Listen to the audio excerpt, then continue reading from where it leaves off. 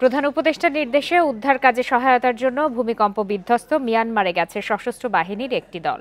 রবিবার কুর্মিটোলায় বিমান বাহিনীর ঘাঁটি থেকে দুটি উড়োজাহাজ ত্রাণ সামগ্রী নিয়ে রওনা হয়। বাংলাদেশ থেকে 16.5 টন ত্রাণ গেছে মিয়ানমারে। এই ঈদে জামা জুতো অ্যাক্সেসরিজের ডিসকাউন্ট।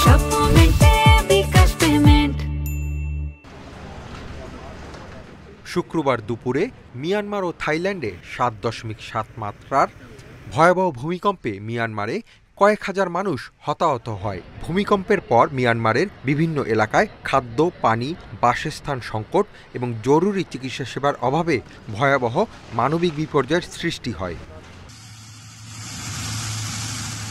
উদ্ধার কার্যক্রমের জন্য বাংলাদেশ থেকে ত্রাণ সামগ্রী এবং উদ্ধারকারী ও চিকিৎসা সহায়তা দল পাঠানোর উদ্যোগ নেওয়া হয়েছে। প্রাথমিকভাবে সেনাবাহিনী ও বিমান বাহিনীর দুটি পরিবহন বিমানে জরুরি ত্রাণ নিয়ে মিয়ানমারের ইয়াঙ্গুনে গেছে। 16.5 টন ত্রাণ সহায়তার মধ্যে রয়েছে শুকনো রেশন, বিশুদ্ধ পানি, তাঁবু, খাবার saline, hygiene products, plastic sheet roll, মশারি এবং সোলার লাইটস।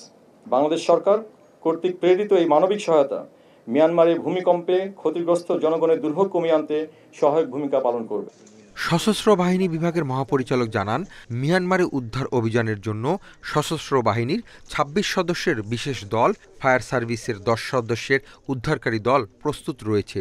এছাড়া চিকিৎসা সেবার জন্য সেনাবাহিনী থেকে 10 সদস্য এবং বেসামরিক থেকে 10 সদস্যের দুটি মেডিকেল টিম প্রস্তুত রাখা হয়েছে।